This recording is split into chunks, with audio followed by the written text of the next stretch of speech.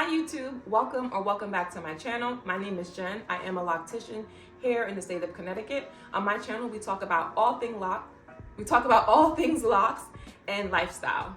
So if you saw my introduction video, you would have seen that I am starting a 30-day series all about loc care and lock maintenance. So if this is something that interests you, definitely stay tuned.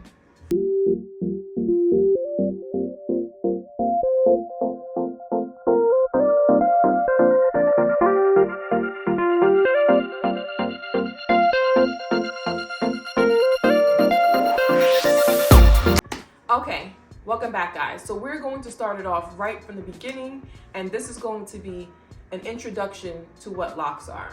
So if you are unfamiliar with the term locks, they derive from the word dreadlocks. We have canceled that word dreadlocks ages ago because of where it started from. The term dreadlocks... My apologies, someone rang my doorbell.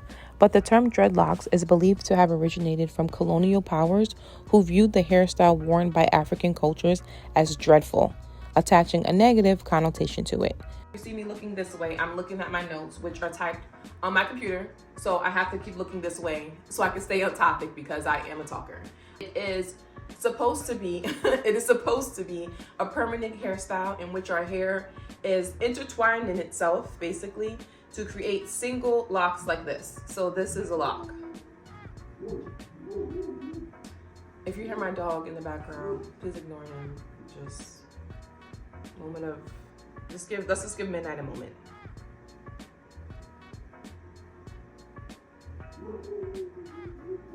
Come on now, dog. Come on, man.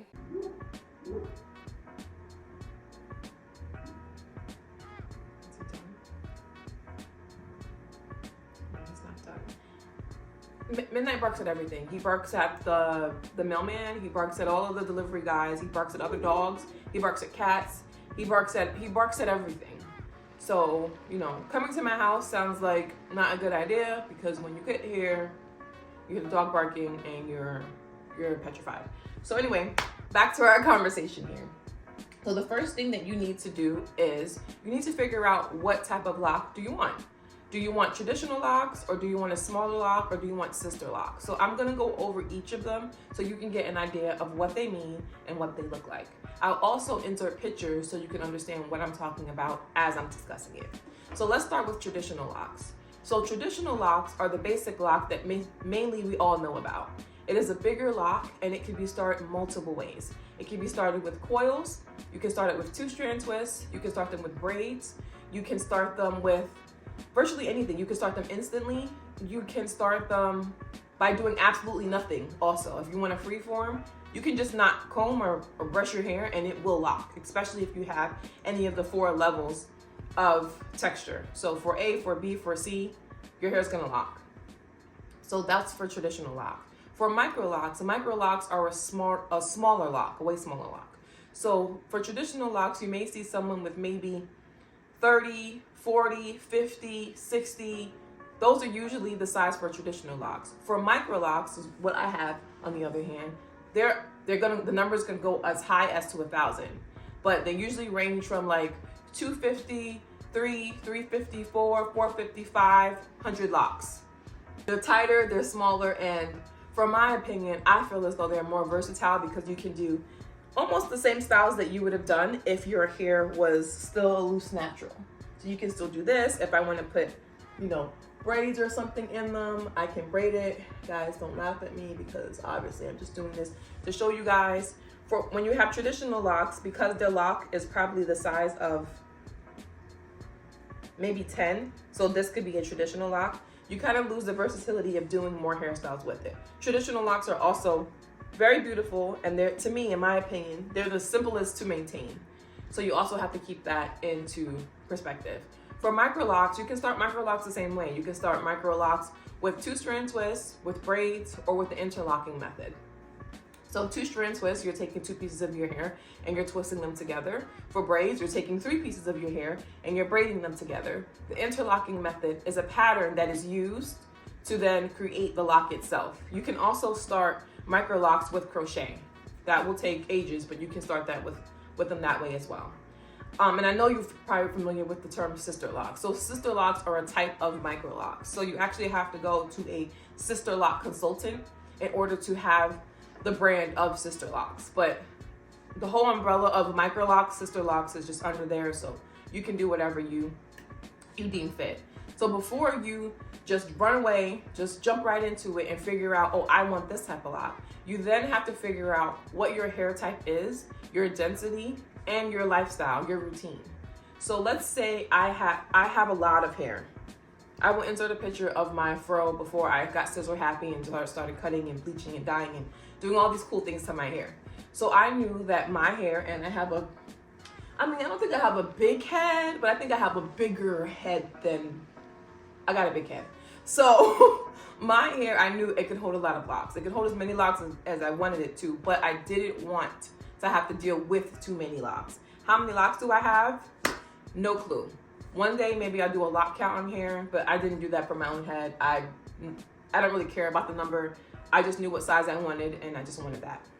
My clients who have finer textures, their locks would be a little bit bigger. You want the foundation to be a little bit bigger so that they have the weight of the foundation to actually hold the lock. If you have super thick hair and super dense hair, then you can get any type of lock. You can get traditional locks or you can get micro locks. It's completely up to you. But it is important to know your hair texture and to know your hair density before you get locks. You don't want to have 1,000 locks on your head and your hair is super fine, because most likely they're just going to start popping off. For traditional locks, the two main ways to take care of those are palm rolling and locksmithing. Both of those are fast-paced maintenance. So you can just, you can do those pretty quickly. Your appointments. Not me throwing up gang signs. For micro locks, the appointments are more integral because you're going to be doing an interlocking method. So you're going to do a 2, a 3, or a 4-point rotation. So that takes a lot more time for your maintenance schedule. So that's also something to keep in mind. My next point is healthy locks start with a healthy scalp. If you have psoriasis, if you have severe dandruff, if you have like sore spots in your head, I would absolutely recommend you go to a dermatologist first before starting any lock journey. You want to make sure that your scalp is in pristine condition before you start your lock journey. So the good thing about locks is they're low maintenance. The smaller your lock is, the higher the maintenance is, right? So if you are going a month or 2 without a retwist, or the same for micro locks, a month or 2, 4 to 8 weeks without having your hair retightened, that means your scalp is just going to be free for the most part. So then when you do go to your appointment, some people describe, I'm some people too, that their scalp has gotten a little bit more tender now that they have locks than before. And that's due to low manipulation. So before you had locks, I'm sure you were combing and brushing and styling your hair more on a daily basis. But now you have locks, you're just waking up, you're spraying water, and you're going on with your day. So when you do go to the appointments, a month or 2 afterwards, now the manipulation to your scalp can cause slight irritation. And if you are someone who has a scalp that's already sensitive, I would definitely recommend that you see a dermatologist first and then visit a loctician. All right, something else that I highly recommend is take a before picture. A lot of my clients, I am like a photographer for them. Actually, all of my clients. I take before, I take during, I take after. Each appointment, I take more pictures, up to a year. I take so many pictures for them because usually when you have locks, you think your hair is not growing, it's not doing anything. When is it gonna drop? Like, you're so ready to go through each phase, you don't realize how much your hair has actually grown over the year. So I am their personal photographer for the first year. After that, I just take pictures, here and there. But I do that so I can encourage them to keep trusting the journey and to keep moving forward in their lock journey. And also so they can see for themselves what I'm doing and how their hair is maturing over the year. The next thing you want to do is you want to gather the right products. So I don't know about you guys, but I was absolutely a product junkie. I think all the naturalistas, if you were loose natural at any point in your journey, you probably have, the closet and the cabinet with 5 million different hair things that all do the same thing. But because they're different brands and because they're different scents and because they have different things in it, we have to buy them all, right? That's not happening for locks. So for locks, I definitely recommend you really hold on to this slogan, less is more. less is more. So what you need to start your locks is a sulfate-free shampoo and maybe a light oil, like a tea tree oil, a jojoba oil, or a coconut oil. That's it. So I know it sounds like hard to believe, like I just need a shampoo and an oil. You have to remember that we are making your hair lock. So if you are using something that has slip, like a conditioner, all the work that you're doing to have your starter locks installed and maintained, it's gonna slip out. So just imagine how if you had 2-strand twists and you shampoo and condition your hair and you come out the shower, your hair is out. It's the same thing. So whether you're starting with coils, 2-strand twists, braids, they're gonna come out. The only method that won't come out after you use conditioner are instant locks, because we're forcing the hair to be a lock. So you can wash your hair right after if you have instant lock. The next thing you wanna do is you wanna figure out what type of parting that you like. So there's natural parting, that's C parting, there's diamond parting, there's bricks, there's blocks, there's all types of parting. The world is literally yours when you think about parting your hair. So you have to think about how best you want your hair to look, what styles you do after your locks, because that matters a lot. If you're a girly or a boy who likes a good middle part, you wanna make sure that whatever grid you choose, you're gonna have a middle part, maybe a side part.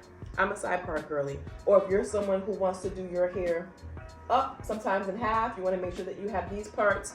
That's going to be something that you think about. If that doesn't matter to you and you prefer the look of natural parting, which is just C parting, that's okay too. Everyone's idea of locks doesn't look the same way, and that's what makes locks so beautiful. My locks and your locks are going to look completely different, even if we started the same way. Even if we started the same exact way, our locks will look completely different. And that is like one of the things I love the most about locks. The uniqueness of everyone and the versatility that we all have to have the same hairstyle, but have a different hairstyle at the same time. If you are doing your own DIY locks, you're going to have to invest in the right tools. So you'll need the shampoo, you'll need a light oil, you'll need rat tail combs, you'll need duck clips, you'll need a good twisting gel if it's traditional locks, and you'll need a dryer also to make sure that your hair is dry. You wanna make sure your hair is completely dry after you have your retwist set. Please, please, please, please, please do not style damp hair. I know everyone has their own way of doing things, and there's locticians that will tell you that as soon as they do the retwist, they put it in the style and they put the person under the dryer. I don't do that. It just gives me the ick. And this is no judgment to anyone else. I just personally want to know and I want to see for myself that your hair is dry. Because if your hair isn't dry and you do put it in a style and say you have it styled, this is more for traditional locks, because micro locks, we're not using twisting gel. Although you can retwist your micro locks, there's some girlies that do that and they look beautiful. I'm just not one of them. So if you're retwisting your traditional locks and you have it in a bun style, something like this, and now you're under the dryer, I'm sure I look crazy. And now you're under the dryer and your hair is dried. So now you come out from the dryer and this is dry and this is dry and everything's dry. How do we know the locks in the middle are dry? We don't. And I don't like to take chances with that. So what I do, I will do your retwist. I will hit you with the blow dryer first, just really quickly before I style your hair. So at least I know your roots are dry. I'll style it and then I'll put you under the dryer. Or I will put you under the dryer first and make sure that you're dried all the way and then bring you back to my chair for styling, just to make sure. Because damp locks can cause mildew. And there's nothing worse than having mildew in your locks. Your hair is going to reek. It's going to smell so bad, and there's going to be so many things that are stuck in your locks, you're gonna wanna take them out. And this is not something that happens overnight. This is a consistent thing. So if you're washing and then not really fully drying your hair, over time, you're gonna start smelling a smell that you're gonna be looking for it. Like, what is that? Is it on me? Is it me? Like, what is it? And it's gonna be your hair. Something that will help you with that is having a detox, and hopefully you can catch it before it gets really bad. A detox can definitely help you, but you just want to avoid all of that together. So after you decided what type of locks you want, whether traditional or a micro lock, after you decided what parting you want, whether they're natural parting, brick layer, a stack grid, a diamond part, hearts, whatever it is that you want, after you have decided that, after you have either done them yourself and you started with 2-strand twists or braids or interlocking or instant or you've booked an appointment with a loctician and got them professionally done. After you have done all of that, what do you think you should do? Actually, before I go any further, comment below. Pause the video right now and tell me, after you've done all of that, what is next for you to do? I just want to see if we're on the same page here. So comment below what you should do before you listen to any further. Let me know when you're done. You can do it! Oh, you're done? Okay. What you need to do is invest in a silk satin scarf or bonnet. Please. Please, please, please, please, please. For the love of me, I don't understand when people get fresh retwists or fresh retightens and they go home and they just lay their head on anything. No! God, please, no! No! No! This is another slogan for you to keep close to your heart. Locs love lint. LLL. Locs love lint. Okay? It doesn't matter what you do. If you're walking around the house and you lay on nothing, you can go to your head and see, like, where did this come from? From the air. From thin air. So when you're sleeping at night and you're rubbing your head on the pillow, it's causing breakage, it's causing frizz from the friction, and you're gonna have lint in your head. So after you either spent all your time and sweat equity to do your hair, or spent all your money for someone else to professionally do your hair, let's not lose it or mess it up by not protecting our crown. Remember, this is your crown. This is an investment. Whether you did it yourself or you had someone do it, you still invested your time or you invested your money. Okay? So cover your hair. If you're doing nothing in the house, wear a scarf, wear a bonnet. And then don't worry about it. Just cover your hair. Just make sure your hair is covered. However, I am not a bonnet outside girly. I'm just not. I won't be. That's just the stat on that. No judgment to anybody who wants to wear their bonnets outside. That's not the life I'm living, and that's not for me. So if you're going outside, they have the most beautiful turbans and things, if you don't want to wear your hair out, that you can buy from Amazon and other sellers who have it specifically for locks. So there's a lot of turbans you can buy. There's a lot of things that you can purchase. So you don't have to even worry about that. And last but not least, you want to commit to consistency.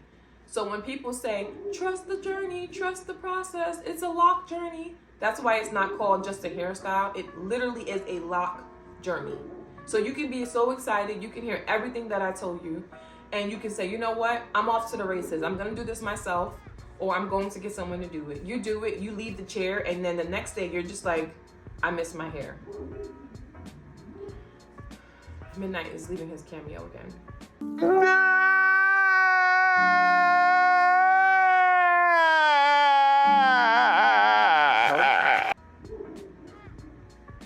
It's called buyer's remorse. And I can't tell you this enough. Please just sit it out.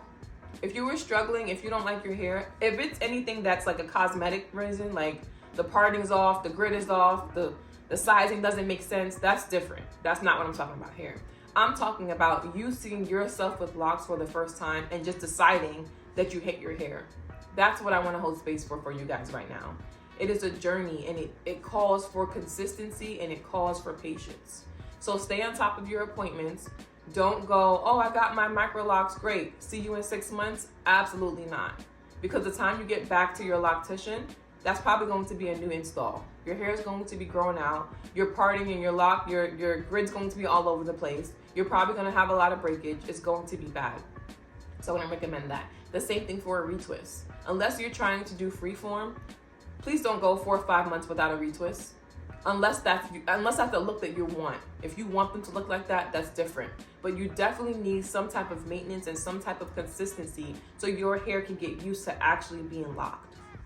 All right, guys, so thank you so much for joining me today. Again, today is day 1 of this 30-day series of how to care for your locks. If you are interested in more content like this, please consider subscribing.